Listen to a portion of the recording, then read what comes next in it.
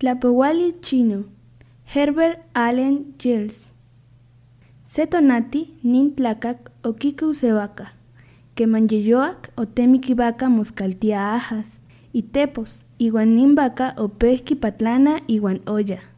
Nin tlakak otlamak ma otemik tetzawit, iwan kuika ivaka ompa tiankislli, iwan oknamak okse vuelta iwa amo patio.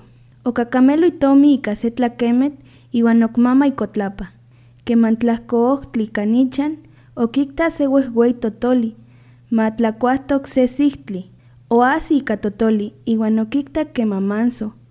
Okilpi ikxi akan tlakemek, kan piaya itomi, wehwei totoli papatlaka nekiyas.